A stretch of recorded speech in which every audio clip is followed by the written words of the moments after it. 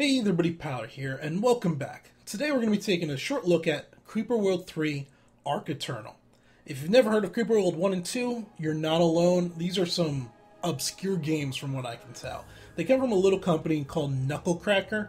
The only thing they've ever done is Creeper World 1, 2, and 3. Creeper World 3 is only available on Steam. The other two is the only one available on Steam. The other two are not.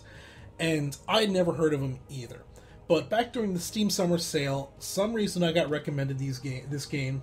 It was like $3, and when I looked at the reviews, it was overwhelmingly positive. So we have a tower defense game, overwhelmingly positive reviews, $3. I bought it. Let's just be completely honest there. And I gotta say, in terms of gaming, probably some of the best $3 I have ever spent. Now, if you're not a fan of tower defense games, this game's not going to change your mind. It doesn't do anything way out of the norm. It has its own flavors, but if you don't like those games, have a good day. I hope to see you guys back here next week. Those of you sticking around that do like tower defense games, there are some unique mechanics in here, some things that are worth taking a look at. The number one thing and the biggest thing that you're going to notice right away is this purple fluid. This is the creep. This is your enemy almost throughout the entire game. There's no escalating monsters or some bigger enemies to destroy. Nope. It's this consistent, flowing, purple creep. The way maps are set up is there's these generators. These generators generate a certain amount of fluid every so many seconds. I'm being very vague and generic because it varies. Some maps, they generate it a lot very slowly. You know, they'll pump out a huge amount, but only once a minute. Other maps, they pump it out really consistently. It varies depending on the map design. But this fluid then follows the map. And you'll notice the map has this very topographic heavy feature set to it. And it'll flow downhill first, and once it fills up the low points, it'll slowly work its way up. This creep, while at first and in theory, it seems like it would limit the complexity of the game, and it does, but it also adds this extra level of almost like methodical, focused gameplay to it, and we'll come back to that a little bit. The second thing that the game adds is a terraforming system. It's not uncommon in tower defense games to be able to alter the route enemies take by placing your towers into certain lines or whatever.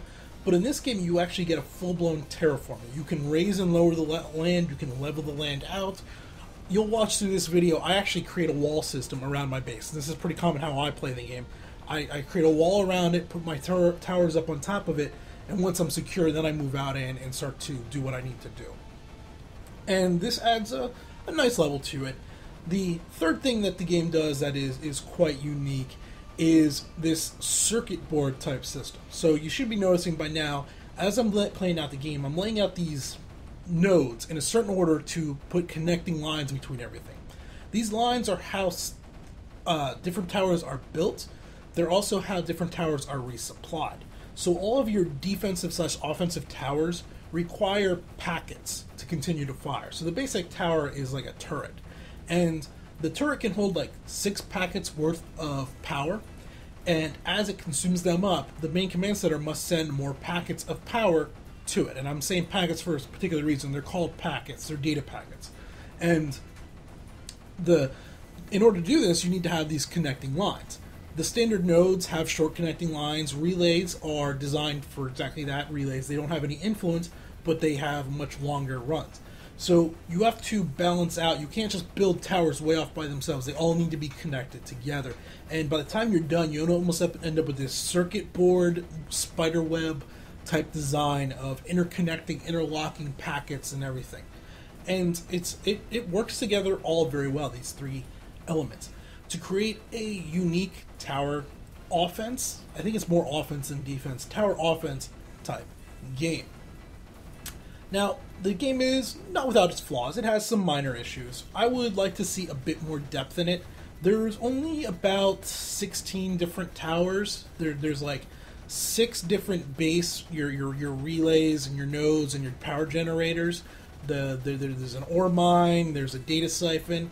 There's not a whole lot there. Then there's only like 8 different offensive towers. You have your primary gun, you have an artillery piece, you have an air defense system, You have a sniper rifle, you have a sprayer, 2 different aircraft that you can build, and then this neuralizer, which is actually used for destroying enemy generators. Realistically, though, you're going to be using 3 towers for most of what you do. You're going to be using the gun, the artillery, and then if need be, the anti-air turret is going to be what's used. I don't know. When I look at it, if you're like me, when I sit down and play a tower defense game, I'm not looking to be highly engaged.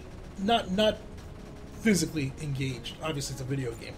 But I like the methodical, kind of systematic nature of tower defense games. And when I sit down to play one of them, I want that methodical, systematic nature. And the combination of needing to put together, of watching the fluid. The fluid level is very systematic and methodical, as you would expect.